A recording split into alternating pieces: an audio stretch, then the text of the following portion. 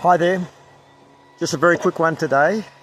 It's an overcast day and I've had a hell of a time with family and doing all sorts of things and running around, so I thought I'd just do a very quick reading today because I felt like it. And we only do things we feel like around here, and I hope you get the time and the opportunity to do that as well. I'm going to begin with one by Gray, Little Old Gray, from my works of Gray and Collins. Bibliography, doesn't matter. References, sources, does it really matter? And then we're going to finish up with just a very quick one by Edgar Allan Poe, and then I'll be seeing you next week. And I hope the guy cutting the grass behind me, mowing the lawn, doesn't interfere too much with our audio quality today. If it does, my apologies. Hymn to Adversity.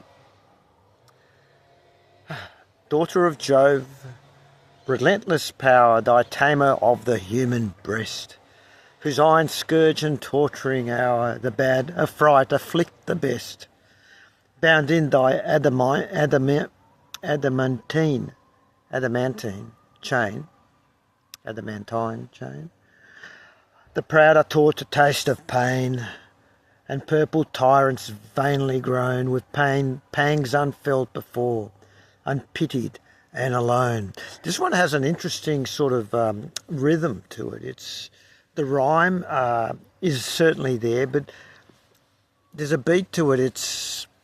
I'm not an expert on beats, but if I do this one again, see if you can pick up the beat. Daughter of Jove, relentless power, thou tamer of the human breast, whose iron scourge and torturing hour, the bad affright afflict the best.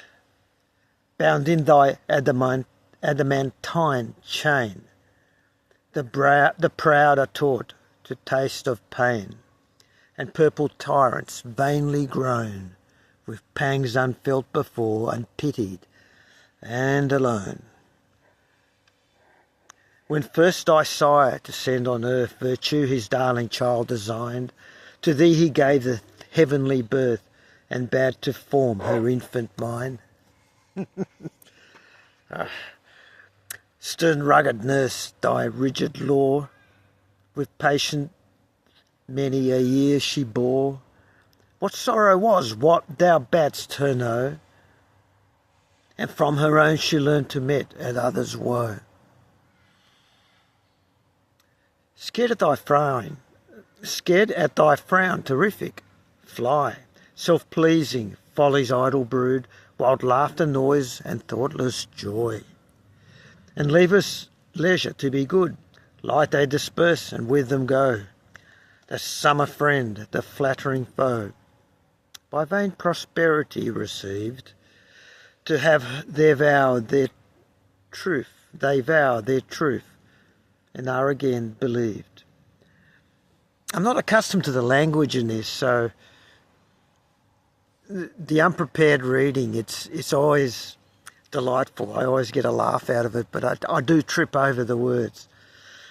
Wisdom in sable garbed arrayed, immersed in rapturous thought profound, and melancholy, silent maid, with leaden eye that loves the ground.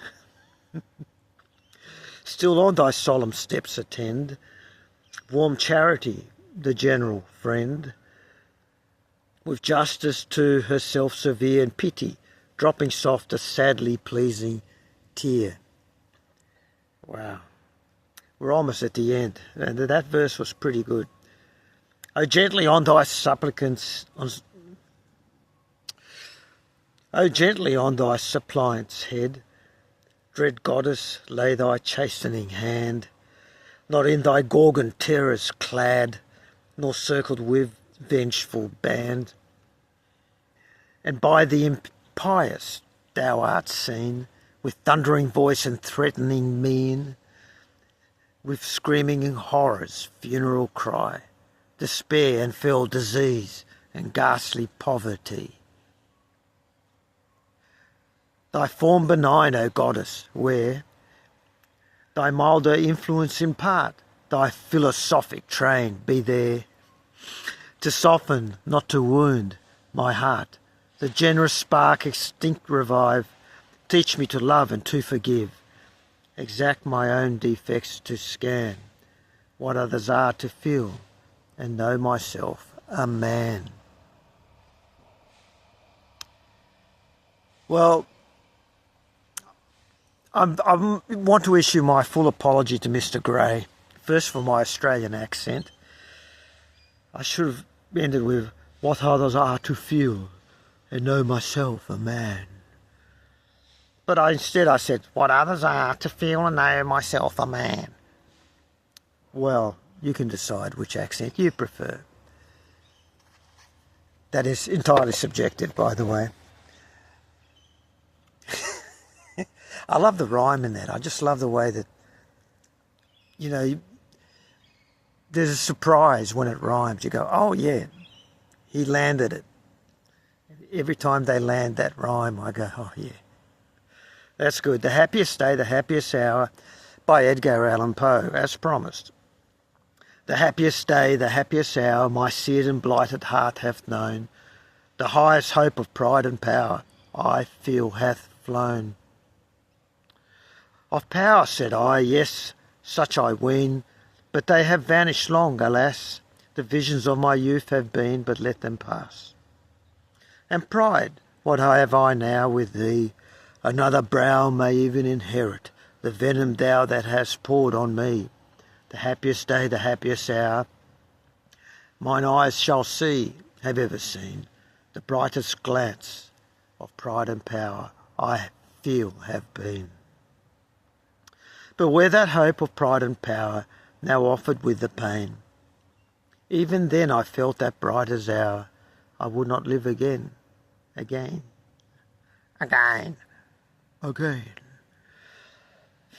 My apologies. For on its wing was dark alloy, and as it fluttered fell, an essence powerful to destroy a soul that knew it well. And I think what's interesting about this is the way he lands the first line, the happiest hour, of the first line of the first stanza. And then on the third line, he goes pride and power. And the second line ends with known, and the fourth line, to rhyme, I feel hath flown. When, alas, been pass, ass, thee inherit on me spirit. And for some reason spirit works in there. And pride, what have I now with thee? Another brow may even inherit the venom thou hast poured on me. Be still, my spirit. It doesn't rhyme, but it works. The rhythm works. And Edgar Allan Poe, that's why he's a man. All right. Thank you very much. That was short but sweet.